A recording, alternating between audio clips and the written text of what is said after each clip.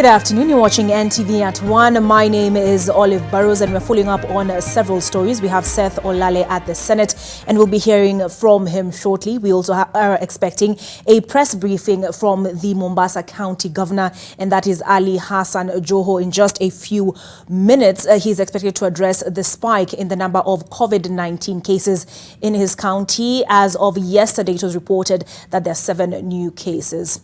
The county government of Kajiado has waived several taxes for 3 months in cognizance of the negative economic impact of COVID-19. A number of business people from the county have been complaining of the losses which they've been incurring and which has forced some of them to close their businesses. This has led to the county government waiving the daily market and transit cess on all agricultural produce, slaughterhouse inspection fees and monthly parking fees for public service vehicles. The relief in taxes is meant to cushion the people from higher food prices. The county's governor, and that is Joseph Olelenku, announced the new directives at a function where he flagged off an assortment of medical equipment to various hospitals to be used to curb the spread of COVID-19. The County Directorate of Inspectorate Services ensures that trading activities in the county are conducted within the recommended 1 meter distance with a special focus on retail markets, cattle sale yards, supermarkets, bus parks, and health facilities. Petty offenders will now be released on bond and not held in custody as a measure to avoid the spread of COVID-19. In a statement issued on behalf of the National Council on the Administration of Justice, Chief Justice David Maraga has directed the magistrates across the country to review and revise bail and bond terms for petty offenders to facilitate their release from prisons as they await trial. Serious crimes, including defiance of national orders regarding the control of COVID-19, will, however, continue to be presented to court for plea taking. This will be done in consultation with the police and the DPP. The review has seen a total of 4,800 inmates set free. The council noted that there has been a significant spike in sexual offences in many parts of the country in the last 2 weeks. The council also gave reprieve to those who have not paid their debts, and it directed that all execution of warrants of arrest, court decrees and orders made prior to March the 15th, 2020 be suspended until further notice. Migori and Kitui county governments have embarked on mass fumigation of all social places to contain the spread of the novel coronavirus. The exercise will see markets, prisons, bus parks and busy streets decontaminated before end of the week.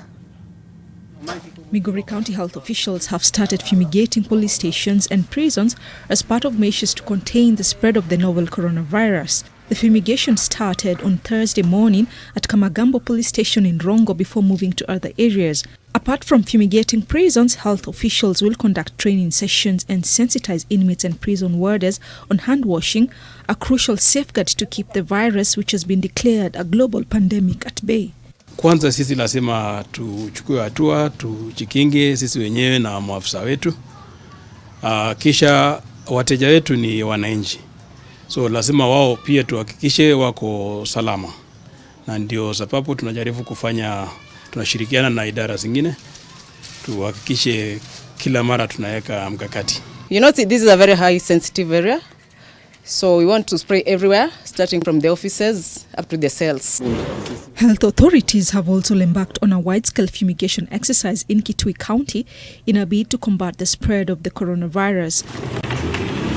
Public health officials say they are using chlorine for the fumigation, adding that the team is currently targeting places where people usually assemble. The exercise targets public resting furniture, bus stops, markets, and other areas with high social gatherings. And this will be done regularly, at least 3 times every week. And we hope this will also be replicated in the other busy towns within Kitui County. The health officers will also sensitize the public about the novel coronavirus as a way of reducing fear and panic. More than 4,000 drivers and their passengers applying the busy Nakuru-Eldoret Highway have been screened in an exercise meant to curb the spread of COVID-19. At the same time, Homa Bay County becomes the second county after West Pokot to tighten security at its entry points and screen everyone coming in. Judith Cheruno tells us more. The exercise, which was being conducted at Mausami Trading Center along the highway, saw hundreds of travelers screened for the symptoms of the COVID-19. Ili tubainishe kama kweli kuna shida, mtu ako na shida fulani, ndio pengine watu afya wachukua hatua kulingana na sheria ya nchi. The administrator said the rules and regulations set by the Ministry of Health, such as washing hands with soap and water and use of sanitizers, should be observed and adhered to. Hii barabara inatumika na watu wengi, tumeona ni shughuli mzuri inaendelea kulingana na vile hii ugonjwa imeangaiza watu. Travelers said the initiative is a step in the right direction. And in Homa Bay County, security officials led by the County Commissioner David Kipkemei screened all the passengers getting into the county. Speaking to the press at Nyakwere border in Kendu Bay, the commissioner was very particular with travelers from high-risk counties, especially Nairobi, saying that if the movement is not properly checked, then people of Homa Bay County remained at risk of contracting the virus. I just wanted to reiterate and repeat again that all people entering Homa Bay County are being screened from all entry points of this county. We are going to extend or rather scale it up to be screening both people coming in and people going out, just to be careful. Heavy surveillance has been placed on the Kisii-Homa Bay border and Migori-Homa Bay border. Judith Cherono, NTV. Let's quickly cross over to Mombasa County, where the Governor Ali Hassan Joho is speaking on the rise of COVID-19 cases in his county. Both to help our people and implement the programs issued by the national government. The guidelines that are national and also what we are able to do as a committee here in Mombasa, chaired both by myself and the county commissioner. So ladies and gentlemen, what you see here, the boxes that you see here, these are 10 ventilators donated to us by our friends. We have a famous friend that is known in Mombasa by the name of Ahmed Al-Falasi. This gentleman, this year, he won a program that is supported by His Highness Sheikh Mohammed bin Rashid, the ruler of Dubai, the Prime Minister of UAE, and the Vice President of UAE. That is called the Hope Maker. So last week we made a call to the winner of Hope Maker 2020, giving an appeal that we see a shortage of ventilators in our hospitals. So on behalf of Mombasa and the people of Kenya, I want to personally thank Mr. Ahmed Mohammed Al-Falasi. I want to thank His Highness the ruler of Dubai, the Prime Minister of UAE, Sheikh Mohammed bin Rashid, for the initiative that gives the people of UAE incentive to want to help more people and change lives and save lives. So today, we have received here, and we will show you 10 ventilators. And I would invite Dr. Iqbal Kandwala to give us the details of ventilators, because we all know, under the circumstances, every hospital, all they start to look for now is ventilators and monitors. So Iqbal, very briefly, you need to tell us the kind of ventilators, and then we will finish with our remarks. And then the county commissioner also will make some announcements. Please, Iqbal Kandwala. Don't touch this.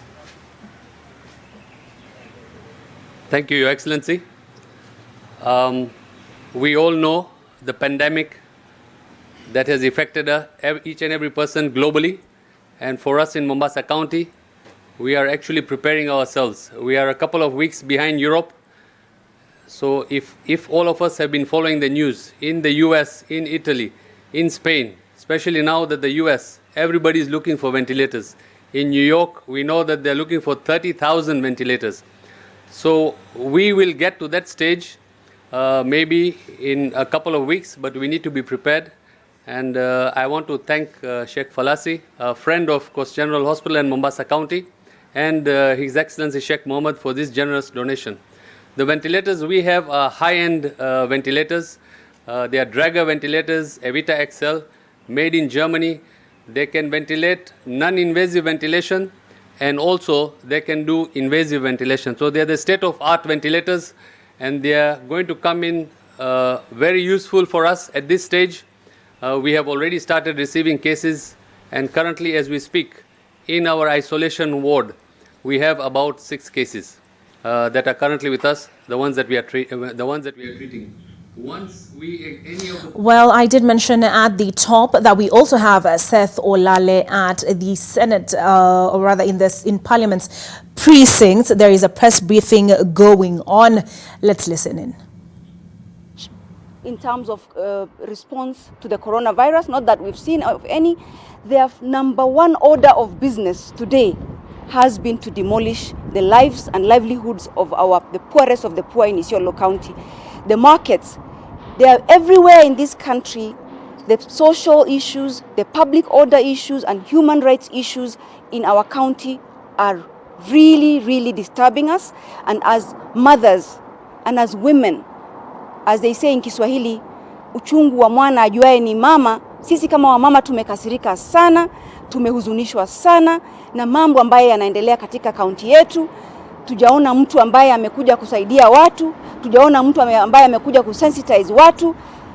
Kitu ya kwanza, initiative ya kwanza, activity ya kwanza inawezaje kuwa ni demolish stalls ya wamama na wazee na watoto wetu ambaye wanajitafutia riski zao. Hapa Nairobi mumeona kuna fumigation inapigwa, kuna at least angalau maji yanamwagwa, kuna mambo ambayo yanafanywa. Hapa nimepitia hapa South C, South B, kiosk zote zinafanya kazi. Bora watu wamewekewa maji, bora wameelezewa ya kwamba kuna janga la corona, na kwa hivyo wakuwe na ile kitu inaitwa social distance, ama wakae mbali, waoshe mikono, observe sanitation. Lakini kwetu sisi hata kufunga ni afadhali, lakini kubomoa, jameni, kubomoa ni kusemaje? Tukiuliza upande wa county tunaambiwa, wanasema hawajui. Ni nani anafaa kujua? Governor wetu wanasema, tumesikia sasa kwa clip ya kwamba hajui. Nani anafaa kujua ikiwa yeye ndio CEO wa county yetu ambaye hajui? Who is supposed to know what is supposed to happen to the people of Isiolo? We condemn it. We want to make sure that somebody is put to account, and we will get to the bottom of this. Sisi kama wabunge, kama wamama, tumesikia uchungu sana, tumehuzunishwa sana, na tumesema kama county haiwajibiki, kama county inalete shida vile namna inatuletea shida, kama county haijali watu wake, county tuelezeni nini imefanya so far. Upande wa health, upande wa social economics, upande wa sanitation, upande wa sensitization, upande wa jobs, upande wa chakula. Na juzi walipitisha very, very huge budget kubwa sana. Walisema 40 million ni ya corona. Ziko wapi hizo pesa? Na ikiwa watu hapa Nairobi wanafunga, kila mtu, unajua kwa nini hii bunge haijavunjwa? Kwa nini hii KICC haijavunjwa? Kwetu sisi hizo vibanda ni KICC yetu. Hizo vibanda ndio bunge yetu. Hizo vibanda ndio watu wetu wanakulia. Hizo vibanda ndio zilitusomesha sisi. Kwa hivyo governor, wajibika. Na hii aibu ndogo ya county yetu, jameni, ya kwamba ile kitu ile inafanyika. Na wewe kama Council of Governors Health Committee Head Chair, ni aibu kubwa sana, and it's about time the people of Isiolo get what they deserve. We are disgusted. We demand that everybody be paid. We demand that people of Isiolo get their rightful protection under the law. There are no people who don't deserve human rights. The people of Isiolo have suffered at the hands of everybody in that county, and we demand. All right, and on that note, we take a break, but we'll be back before you know it.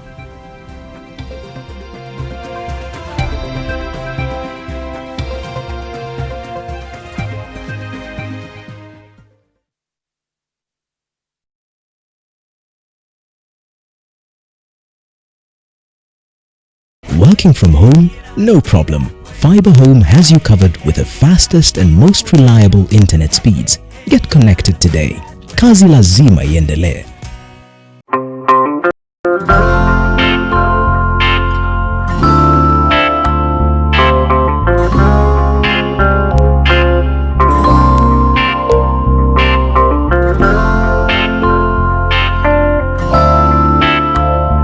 Molfix breathable surface developed with airsoft technology is very soft and provides the best Molfix skincare. I found the best diaper for my baby's sensitive skin. All babies deserve a high-quality diaper. You should also try Molfix. Basic protective measures as guided by the World Health Organization. Clean hands frequently with soap and clean water. Cover nose and mouth when coughing and sneezing with a tissue or flexed elbow. Avoid close contact 1 meter or 3 feet with anyone with cold or flu-like symptoms. If you have fever, cough and difficulty breathing, seek medical care early. Avoid raw or uncooked animal products. Help the world put an end to the spread of respiratory diseases by sharing this message with a friend. Message brought to you by Sour Herbal Family Bath Soap.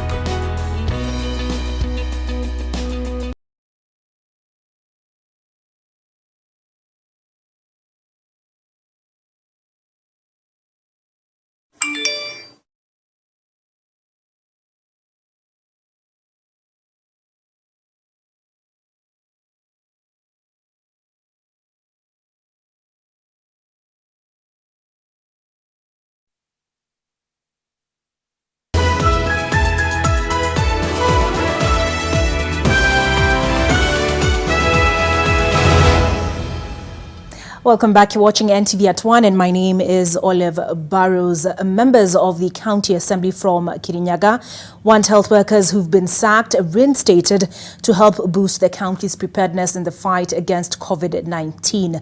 The MCAs, while responding to an appeal by the Governor, Anne Waiguru, for approval of the nominees for the Public Service Board to employ more health workers, said that there was no need to employ other medics, whereas the ones dismissed are still at home. Budget Committee Chair David Madenge said that the over 700 health workers have a case pending in the Court of Appeal challenging their dismissal, and it would result in a duplication of roles if the county employs other medics and others are reinstated by the court. The leaders say the health workers have a wealth of experience and would be good for the county if they were allowed to report to their duties stations. Kwa sababu umepewa nafasi na Kagwe utengeneza ad hoc committee upitishe watu wako. But the assembly's feeling is hakuna recruitment unafanya kabla ujarudisha wale nurses ulifuta na madaktari ambao ulifuta. We cannot be able to afford kutumia pesa ingine kuajiri watu wengine wakati tuko na wafanyikazi wengine.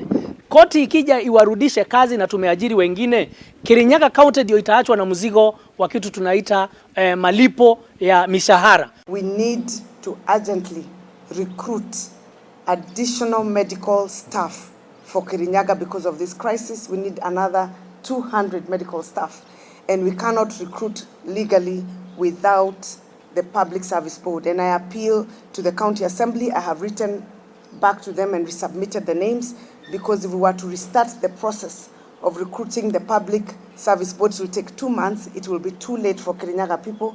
We want to ensure that in the next 2 weeks or so, we have our medical interns there to beef up the health care workers that we have, so that we do not end up in a crisis. The Kiambu County Assembly has resumed its plenary sittings in readiness to vet 10 Executive Committee member nominees and the nominee for Deputy Governor to keep the executive running. The Assembly Majority Leader, Gideon Gashara, says the House will be holding its sittings outside in a tent so as to keep the social distancing requirement and reduce their risk of contracting or spreading the coronavirus while conducting their business. Health officers have disinfected the Assembly premises and areas around the Assembly. The House is also expected to establish a county service board, which has been missing for almost 1 year now. For a while now, Governor James Onyoro has been running the county with an incomplete cabinet. Hivi punde umekuwa ukiona gavana akifanya kazi peke yake kwa sababu hakuwa na wale mawaziri na pia hakuwa na ule mnaibu wake. Kwa hivyo kesho tukuwaidhinisha, sasa gavana atakuwa na kazi rahisi, manake atakuwa sasa akiwa na watu ambao watamsaidia kwa kazi. Kuna mheshimiwa hata mmoja ambaye ameitisha pesa ili afanye kazi yake. Manake sisi huwa tunalipwa mshahara na inatutosha. Kwa hivyo hiyo ni propaganda, hakuna mheshimiwa hata mmoja. Na iwapo kunaye na kuna mtu ambaye ako na hiyo ripoti, ni vizuri aiwasilishe kwetu na pia aipeleke kwa wale DCI ama wale polisi ili uchunguzi uanze kufanywa. Lakini mambo ya kuharibiana majina ni vizuri tuache. Prices of foodstuff in Tharaka Nithi County are set to go down as the county government now moves to cushion residents from the losses expected with the ravaging coronavirus pandemic. Kennedy Mureithi with those details. Starting today, all food traders and vehicles passing through the county carrying food destined for the county markets and beyond will not be charged any tax, translating into bringing down food costs to consumers. According to Governor Muthomi Njuki, exempting foodstuff from tax at this time will go a long way into helping traders and consumers from the economic hit expected to be generated by the COVID-19 pandemic. Hakutakuwa kulipisha kodi kitu yote inahusikana na chakula ambaye imepikwa ama ile haijapikwa, aidha kusafirisha ama kuuza kwa soko kuanzia saa hii until further notice ni bure. Kwa hivyo wale watu wangu wanachukuanga kodi kwa mama soko pale rejareja, wachana nayo, mama ajisaidie. Wala wanachukuanga pesa kwa barabara kwa ile lori imebeba ndengu na imebeba mahindi, wachana nayo, wacha chakula ifikie wananchi. Hii maneno ya corona ikipita tutarudi biashara ya kawaida. Further, the governor and his executive has announced a 30% and 20% pay cut respectively for the 3 months to be channeled to the county's emergency kitty, which now has about 10 million shillings, which he says is not enough. Na wakati niliongea mambo ya governor is normally an office ambaye inakuanga na governor na deputy governor. Kwa hivyo governor akikatwa, deputy governor pia anakatwa. Hiyo yote inaenda kusaidia. Hiyo 30% na CECs watakatwa 20%. Ningependa kuuliza wafanyikazi wengine ambao wanaweza volunteer kama vile CEC wamevolunteer kukatwa mshahara for 3 months kidogo iende kusaidia. As of now, the county has set aside 48 isolation beds in its major hospitals in a bid to prepare for any eventuality, as it also sets out to test all individuals either coming into the county or passing by, with the aim of ascertaining their status as well as travel history. Chuka Hospital iko na 16 bed capacity isolation. Marimanti tuko na 5, Kibunga tuko na 4, Magutuni tuko na 5, na Komarok tuko na 9, na Chogoria tuko na 4, St. Ursula pia tumepata 5. In addition, 1 ambulance has been set aside to respond to COVID-19 cases, as well as purchase of 6 motorcycles to enhance surveillance throughout the county. This is in addition to identifying churches and schools that will be used as isolation centers if the situation worsens. We have identified schools, we have identified churches, which we are talking to our religious brothers, the ones who manage these places, so that they can be set aside not only as isolation centers, but treatment centers in the future. The governor has also launched a campaign to maintain high standards of hygiene that include regular hand washing and keeping the environment clean. Kennedy Mureithi, NTV. Fishmongers in Kilifi town have called on the government to extend the start of the curfew time to 9 p.m. to enable them do business. According to them, they normally sell their fish from 6 p.m. and it is not possible to make good sales while 7 p.m. is normally their peak time. Some of them say it's hard for women to maintain the 1 meter distance rule, especially while struggling to get fish from fishermen. Most of the time, they go back home with their fish and cannot sell it the next day as customers demand fresh fried fish. The fishermen say they have been forced to reduce the price of fish per kilo from 200 shillings to 150 shillings. Sasa mimi nitakuja tarazaki hivi asubuhi na biashara yangu ni usiku kuanzia saa 1 kuendelea mbele. Na hiyo saa 1 ndio inatakikana uingie ndani ya nyumba. Ukipata samaki kama wale huna mahali tena pa kuwapeleka. Sasa inakuwa samaki huyo unampata leo unamuuza siku 2 na si kawaida. Na ambapo sasa kama mtu amekuja kuchukua samaki kama wale akwambia nataka fresh. Sasa ikiwa si fresh nimemkaranga leo namuuza siku ya 2. Atakuwa fresh kweli? The United Nations annual climate change summit that was due to take place in the Scottish city of Glasgow in November has been postponed due to the COVID-19 pandemic. The British government says holding an ambitious, inclusive COP26 in November 2020 is no longer possible as the world battles COVID-19 and that dates for a rescheduled conference in 2021 would be announced later. Some 30,000 people, including 200 world leaders, had been due to attend the 10-day conference for crucial talks to halt rising global temperatures. Climate activists have welcomed this move.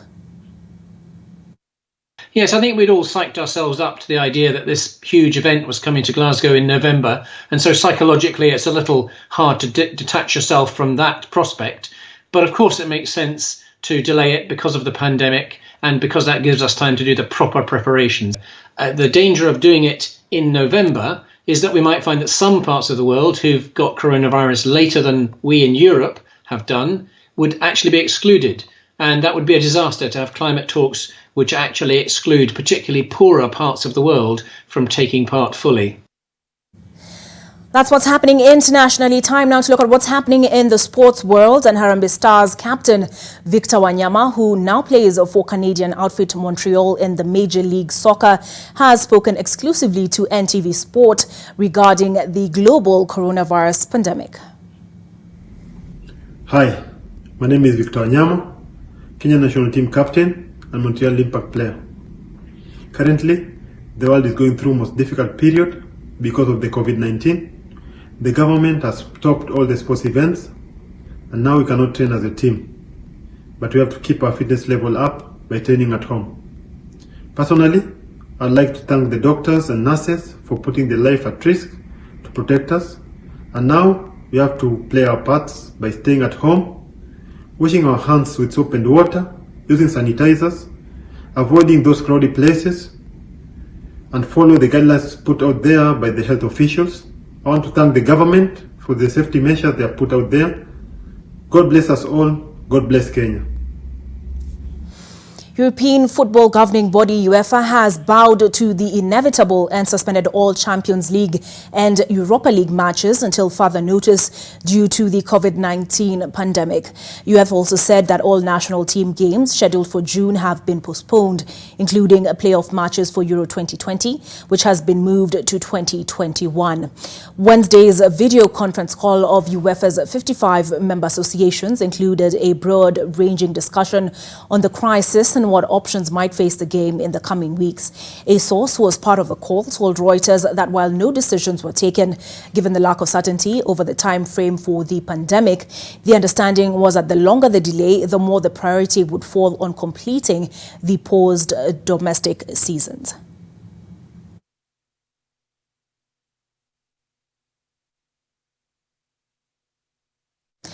Wimbledon has been cancelled for the first time since World War II due to COVID-19. The cancellation of the oldest Grand Slam tournament at London's All England Club leaves the season in disarray, with no tennis set to be played until mid-July. Devastated, tweeted 8-time champion Roger Federer, while Serena Williams, who has won the tournament 7 times, said she was shook. Wimbledon was due to run for 2 weeks from June 29th, with Novak Djokovic and Simona Halep set to defend their singles titles. Meanwhile, the U.S. Tennis Association said it was sticking to its August 31st to September 13 dates for the U.S. Open in New York, with the French Open set to serve off on September the 20th. Wimbledon 2019, the 133rd edition. The tournament. And that brings NTV at 1 to a close. I've been your host, Olive Burrows. As usual, we will be bringing you live the Ministry of Health press briefing on the COVID-19 situation. And we have NTV Alasiri at 4 p.m. with Nuru Abdulaziz. See you then.